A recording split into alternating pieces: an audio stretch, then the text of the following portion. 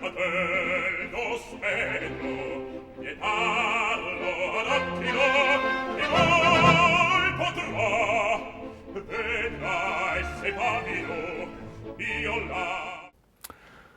You know, that's a good question. When I first got interested in opera, I started collecting recordings, and I'd listen to these recordings, and I said to myself, I remember saying to myself, how does anybody memorize all of this? How is it possible? And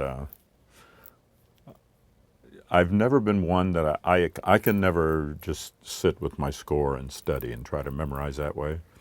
I have to sing it into my voice and at the same time sing it into my head. So with me, it's just osmosis, I think, just singing it over and over until it just has gone in.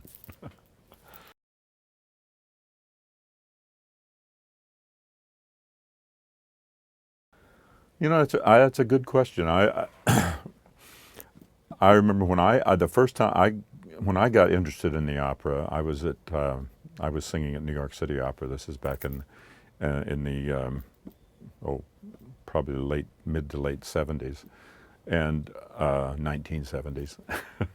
And I went to a performance. I saw that they were doing this opera Attila, and I'd never heard. I looked at it and I said, "Oh, the title part is a bass."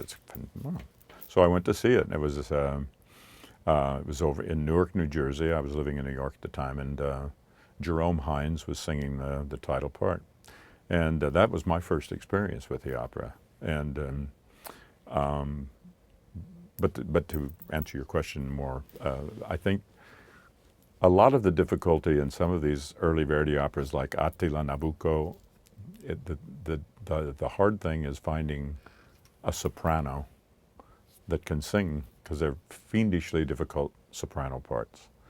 And I don't know, I think that's one of the reasons that they're not, really standard repertoire pieces.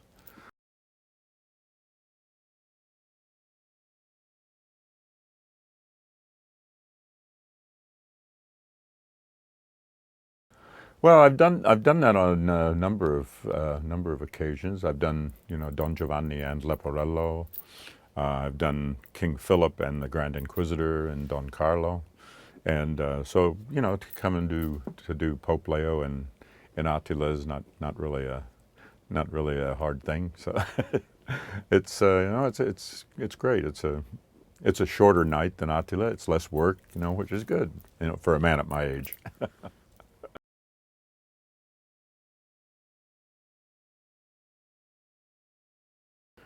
One of the places I always go to at least one, I don't go actually, I just pick up food from there. It's a Chinese restaurant called Tai Chi it's down on Polk Street. I remember once shortly before I was coming to San Francisco, it was a long time ago, I don't remember what year, but more than 20 years ago. I was in Europe, and I read in the Herald Tribune, somebody that wrote an article about restaurants, and they wrote about this restaurant. He said, it's this tiny little restaurant, and they got plastic tablecloths. He said, but I went in there and I had General Tso's chicken. It's the best I ever had, So I was coming to San Francisco, and so I had to go there. So I went there and I had General Tso's chicken. And so every time I've come to San Francisco, I've always gone there at least once to have General Tso's chicken.